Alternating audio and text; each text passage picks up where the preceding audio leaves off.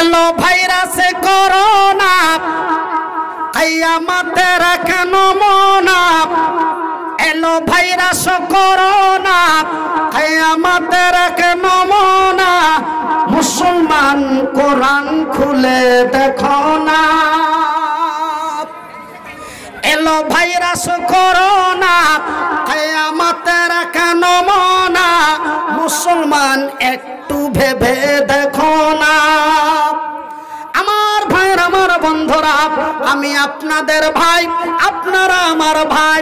রে আমার মায়ের, আমার বোনেরা, হাত দুটি জড়িয়ে বলি মা গো, হাত দুটি জড়িয়ে বলি বোন রে, হাত দুটি জড়িয়ে বলি ভাই গো। আর অন্যায় অবিচার অত্যাচার করো না। আর জেনা ব্যভিচার বেঈনামাজি অন্যায় অবিচার, অন্যায় অবিচার, নির্যাতন, নিপীড়ন, চুরি, ছিনতাই।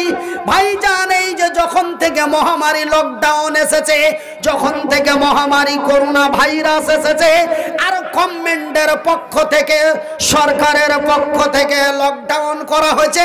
মানুষ অভাবে খাইতে না পায়া কার বাইক চুরি করে নিচ্ছে, কার গরু চুরি করে নিচ্ছে, কাকে রাস্তায় ঘেরে পিটিয়ে টাকা কেড়ে নিচ্ছে। এই যে হাহাকার, চিৎকার, সেই দিন যখন কিয়ামত অনুষ্ঠিত হবে, যখন কিয়ামত অনুষ্ঠিত হবে ভাইজান, সেই দিন মানুষেরা বেকুল হয়ে গাছের পাতা ছিঁড়ে ছিঁড়ে খাবে। কে কার দিকে লক্ষ্য করবে না ভাইজান। বন্ধুরে, বাপ বেটাকে চিনবে না, বেটা বাপকে চিনবে না। হাসরের ময়দানের কথা আপনাদের জানা আছে ভাইজান। পবিত্র কোরআনে আল্লাহ বলেছেন, আমার আল্লাহর কোরআন কোনোদিন মিথ্যা হয় না। আমার আল্লাহর কোরআন সত্য, আমার আল্লাহ সত্য, আমার আল্লাহর কোরআন সত্য। আমার আল্লাহ যাহা বলেন তাহাও সত্য। আমার আল্লাহর পবিত্র কোরআন বলেছেন, আমার আল্লাহ বলেছেন, ওয়া আবিহি ওয়া সাহিবাতিহি ওয়া বানিন। বাপ বেটাকে চিনবে না, বেটা বাপকে চিনবে না, মা বেটাকে চিনবে না, বেটা মাকে চিনবে না, স্ত্রী তার স্বামীকে চিনবে না, স্বামী তার স্ত্রীকে চিনবে না। আজকে যেন সেই অবস্থায় হয়েছে। বাপ শুধু খোদা না খাস্তা, আমার কথা যদি মিথ্যা হয় ভাইজান বন্ধুরে, আপনি ডাক্তারের কাছে যাবেন আর ভোগা দিয়ে আইসা তোমার স্ত্রীকে বলবে, হাজ খতিজার মারে, আর জানিস আমাকে লেগজেনে করোনা হয়ে গেছে। কে কইলা জি? কইছে যে কি ওই শামসুল ডাক্তার কইছে তোকে করোনা হয়ে গেছে। তোর কাছে যদি আর খতিজার মা যায় তো আমি কি করেছি? বাঁশ দিয়ে উল্টে দিয়েছে জি, বাঁশ দিয়ে উল্টে দিয়েছে, বাঁশ দিয়ে উল্টে দিয়েছে। বুঝতে পারলেন? বাঁশ দিয়ে উল্টে দিছে। তাই দেখালেন অবস্থা কি। তাও শিক্ষা হয় না ভাইজান। হাত জোড় করে বলছি, কিয়ামত আর বেশি দূরে নাই। এই দুনিয়ার লোভে পড়ে আর শয়তানি করিও না ভাই। আপনাদের কাছে আমি বড় অনুরোধ করে বলি ভাইজি, জানেন বিশেষ করে পূর্ণিয়া, কাটিহার, আরারিয়া, ফারবিসগঞ্জ, কিষানগঞ্জ, এই 4-5টা জেলাতে আসলে আমি নিজের বাড়ির মতো মনে করি। কেন যে আপনার গে ভাষা, আপনার গে চলাফেরার ভাষা আর আমার গে চলাফেরার ভাষা একই ভাষা। তো ভাইজান, একই ভাষা, একই ভাষা। সেহেতু আমি মনিরুদ্দিন আপনাদের বলবো, আমি আপনাদের বলছি মা, আমি আপনাদের বলছি ভাই, যে আজকে এত বড় একটার পর একটা বিপদ, একটার পর একটা আযাব, একটার পর একটা গজব আমাদের কাছে আসতে আছে। এই দুনিয়া ভেঙে যাওয়ার অনেক আলামত এই দুনিয়াতে দেখা দিয়েছে। আজকে আমরা মিথ্যা কথাতে মানে যে কি জড়িয়ে গেছি। হাদিসের মধ্যে পাওয়া যায়, কিয়ামত যখন নিকটে আসবে মানুষ সত্য বলবে না মিথ্যা বলবে। দাড়িওয়ালা মুলবি গেলেও মিথ্যা বলবে, শিক্ষিত অশিক্ষিত এমএলএ এমপি পঞ্চায়েত ভবন থেকে রাষ্ট্র ভবন পর্যন্ত সবাই মিথ্যা বলবে, আর মিথ্যাকে সত্যর মতো করে ব্যবহার করবে। আর দাড়িওয়ালা আলেম থেকে জালেম পর্যন্ত মিথ্যা বলবে, আর মিথ্যাটাকে সত্যর মতো করে ব্যবহার করবে। এই কিয়ামতের এটাও এক আলামত।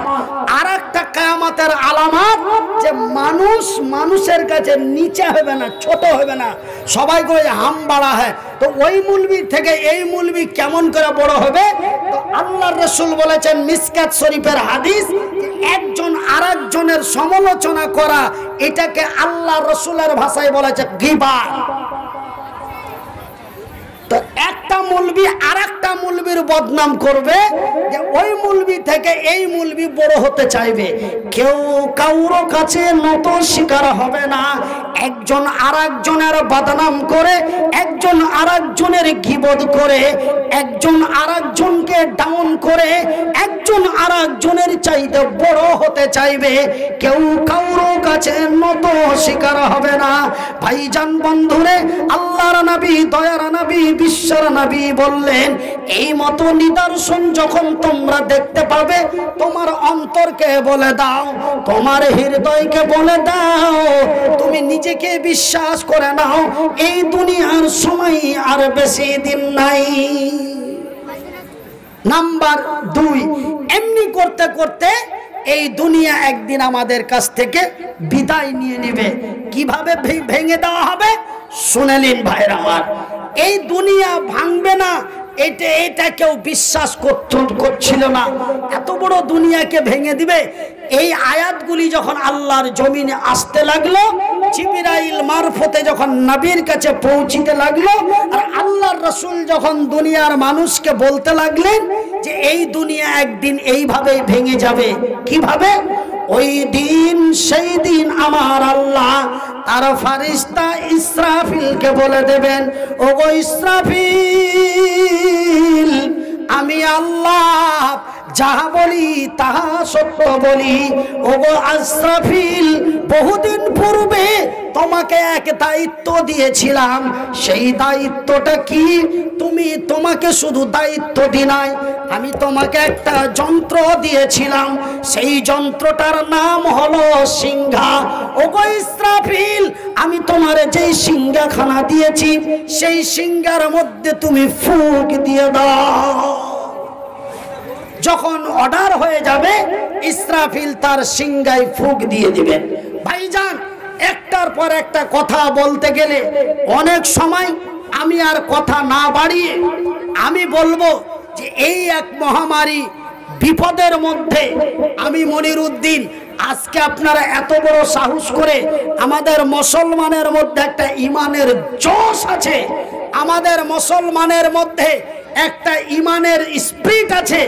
আজকে দেখেন, আমি 2020 সাল থেকে এখন পর্যন্ত ওই যে এই টানা খানটাকে কি কইছে যে আপনার দিকে মাছ, কি কইছে? মাস্ক নাকি কইতে পারনু? আচ্ছা, তো আজকে এখন পর্যন্ত আমি মাস্ক লাগাইনি। বলে তবে কি তুমি সরকারের বিরোধিতা করছো? না, আমি এই জন্য মাস্ক লাগাই না যে কয়টা ফুটটা ঢাকবো।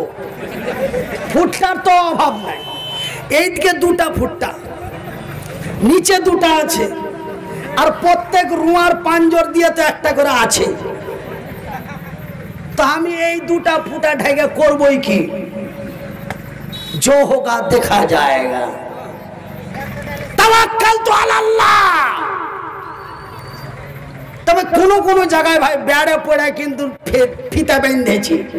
যখন জাহাজে চড়তে গেছি, এয়ারপোর্টে জাহাজ ফিল্ডে ঢুকলে ওকে টানা না বানলে ঢুকতে দিবে না, তখন ভাই বেড়ে পড়ে পাকে পড়ে বেঁধেছি।